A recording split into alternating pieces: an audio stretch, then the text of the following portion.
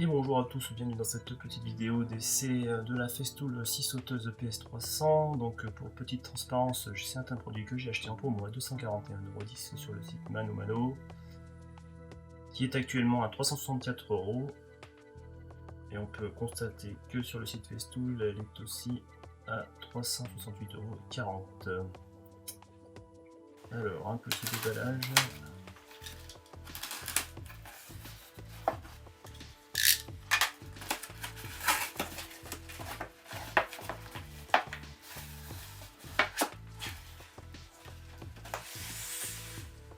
Petite étiquette dégueulasse qu'on m'a collée que je m'empresse d'enlever.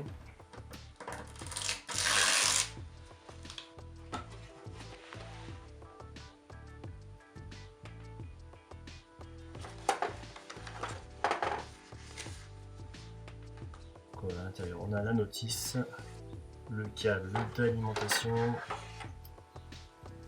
toujours très pratique, l'accessoire qui permet de connecter un aspirateur, deux lames,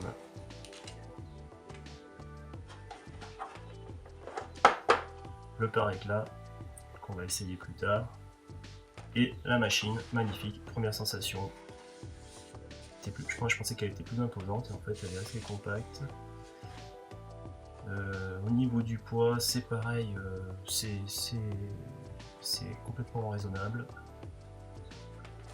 Donc voilà la composition du pack complet.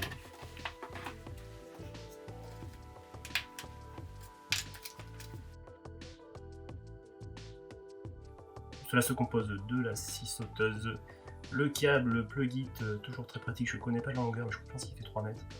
Le raccord d'aspiration, indispensable. Le petit pare-éclat. Et deux lames de scie, une lame à denture fine et une lame universelle.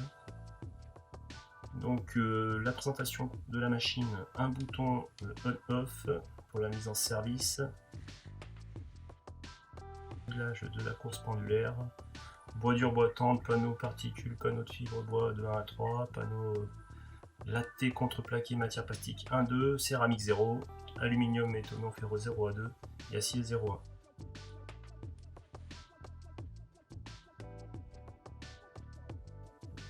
Ici la cadence de coupe, donc on nous dit que c'est de 1000 à 2900 tours minute. Bah, là c'est toujours à peu près pareil comme sur toutes les machines. Plus c'est rigide et dense, moins on va vite. Pour le bois, c'est exclusivement quasiment pour couper du bois, donc je vais toujours laisser sur 6. Mais si je devais couper un bois très dur, on pourrait limiter la vitesse pour éviter l'échauffement. Je pense qu'il y a des gens qui ont ce genre de réglage et qui ne le changent jamais en fait. Là, une petite clé bien placée qui permet de modifier le réglage de la table de sciage. Donc on peut pivoter jusqu'à 45 degrés sur les deux côtés. Si on veut faire quelque chose de très précis au niveau de l'angle, c'est pas le plus simple parce qu'il faudrait tenir la table, la serrer en même temps. Bon, c'est pas pour faire de l'ultime précision en fait. Mais bon, c'est quand même très pratique.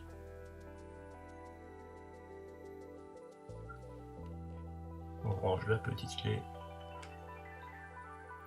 Voilà, par contre, là c'est top. Le fast fix, très pratique. On sent que c'est du costaud. Il y a un bon retour. On place la lame, bing. Et là, ça bouge plus. Terminé, 2 secondes. Parce qu'auparavant, j'ai eu des machines de qualité moindre qui coûtaient forcément pas ce prix-là, donc toujours tout est relatif. Mais où c'était la grosse galère pour tenir la lame, quoi. Là, on fixe l'accessoire pour l'aspiration. Maintenant, on va pouvoir connecter l'ensemble. Donc l'aspirateur qui va bien. Je pense qu'il faut faire l'inverse parce que là, je me suis rendu compte que il faudrait d'abord connecter le plug-in pour pouvoir tourner facilement et après connecter l'aspirateur parce que c'est très près l'un de l'autre, pas forcément pratique.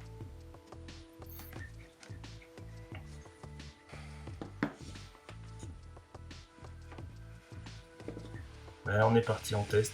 Bon voilà, c'est pas du bois dur, hein, c'est du MDF 15 mm. Bon, ça coupe tranquille, hein, lame neuve, lame festool, pas de problème. Ce qui est très intéressant, c'est la stabilité en fait. C'est-à-dire que souvent les scies sauteuses, on a un ressenti dans la main de la vibration. Et là, c'est la première chose qui m'a choqué en fait, c'est que pas du tout. Mais stabilité de dingue. Donc plutôt satisfait. Après, bien sûr, la lame est tellement importante. Donc vous allez vous prendre du festool, hein, si vous mettez une lame, je dirais pas de marque, mais bon, ça sert à rien en fait. Hein. C'est un ensemble.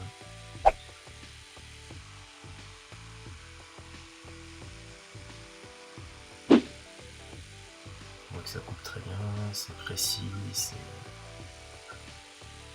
on peut se permettre des fantaisies. Maintenant, pour terminer, on va faire un test avec et sans le par éclat. Donc là, c'est un plan de travail de cuisine 38 mm. Bon bah là c'est typiquement le truc chiant à couper au niveau des éclats parce que vous pouvez prendre toutes les techniques du monde avec une scie circulaire, en ayant des bonnes techniques vous évitez ça, mais bon, des fois il faut faire des petits angles, des petits trucs. Donc là un passage sans le par éclat, on va installer le par éclat pour la première fois, donc là il faut l'enfoncer jusqu'à la lame, enlever les doigts c'est mieux, appuyer fortement, hop, et voilà c'est fait. Donc là il est installé, il est en service, on va essayer de faire une ligne de coupe à peu près parallèle pour voir la différence.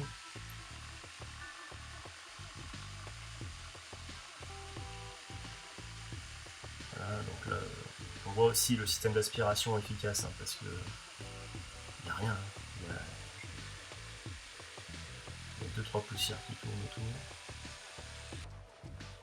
Donc là on voit quand même nettement la différence, c'est vrai qu'il y a quand même beaucoup moins d'éclat avec le par éclat, c'est pas encore net mais bon c'est quand même, on peut faire bien pire.